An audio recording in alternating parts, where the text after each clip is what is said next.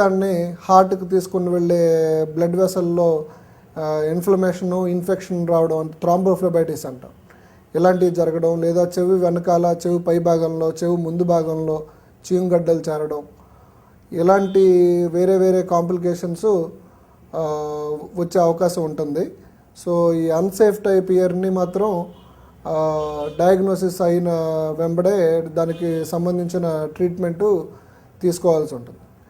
ఈ external ear, ఈ బయట చెవులకి సంబంధించినంత వరకు చెవులోంచి నీరు కారడం అనబడేది జరిగినప్పుడు దానికి ఎక్కువ శాతం ట్రీట్మెంటు మందుల రూపంలో ఉండడం. కొంతమందిలో చెడు మాంసం అంటే గ్రాన్యులేషన్ టిష్యూస్ అంటారు.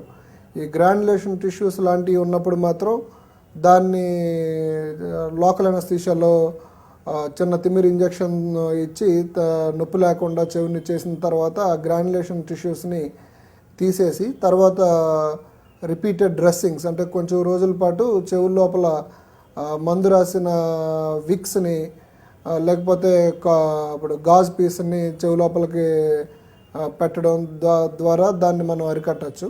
ఇకపోతే చెవి లోపల కన్నం పడి కన్నంలోంచి చీంగారుతుంది అని అన్నప్పుడు మళ్ళీ దానికి ట్రీట్మెంట్ రెండు రకాలుగా ఉంటాయండి. ఒకటి సేఫ్ టైప్ కన్నం ఉన్నప్పుడు దానికి చేసే ఆపరేషన్ పేరు కార్టికల్ మాస్టర్డెక్టమీ విత్ టెంపనోప్లాస్టీ అని అంటాం. ఈ కార్టికల్ మాస్టర్డెక్టమీ టెంపనోప్లాస్టీ ఆపరేషన్లో ఈ చెవి వెనక భాగంలో ఉండే ఎముక ఎక్కడైతే ఇన్ఫెక్షన్ ఉందో ఆ ఇన్ఫెక్షన్ ఉన్న ఎముకనంతా మైక్రోస్కోపిక్ ఇయర్ సర్జరీ ద్వారా పూర్తిగా తొలగించి తర్వాత కర్ణబేర్ని లేదా చెవి లోపల దెబ్బతిన్న ఎముకల్ని రీకన్స్ట్రక్షన్ చేయడాన్ని టెంపనోప్లాస్టీ అంటాం.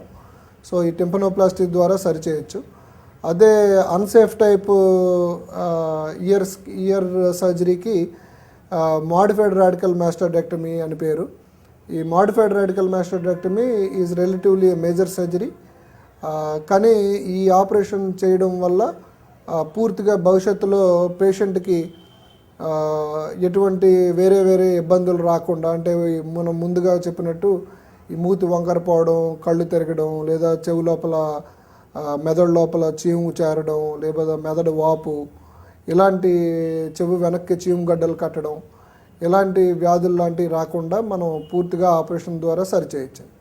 ఈ మోడిఫైడ్ రాడికల్ మాస్టర్డెక్టమీ ఆపరేషన్ చేసుకున్న తర్వాత చెవికి స్వతసిద్ధంగా ఉండే శుభ్రం చేసుకునే గుణం అంటే సెల్ఫ్ క్లీనింగ్ కెపాసిటీ ఏదైతే ఉందో అది కొంచెం కాంప్రమైజ్ అవుతుందండి.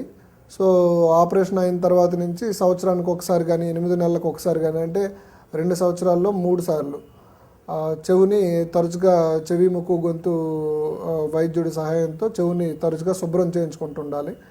అండ్ ఈ రెండో ఆపరేషన్ తర్వాత యూజువల్గా చెవికి పొడిగా ఉంచుకోవడం, అంటే ఈత కొట్టినప్పుడు కానీ స్విమ్మింగ్ చేస్తున్నప్పుడు, లేకపోతే హెడ్ బాత్ చేస్తున్నప్పుడు, డీప్ డైవింగ్ చేసినప్పుడు, అలాంటప్పుడు చెవిలోకి నీళ్లు పోకుండా వీలైనంత జాగ్రత్తలు తీసుకొని అప్పుడు ఆ చెవిని పొడిగా ఉంచుకోవడం ద్వారా ఈ వ్యాధిని మళ్ళీ మళ్ళీ తిరిగి రాకుండా నివారణ చేసుకోవచ్చు.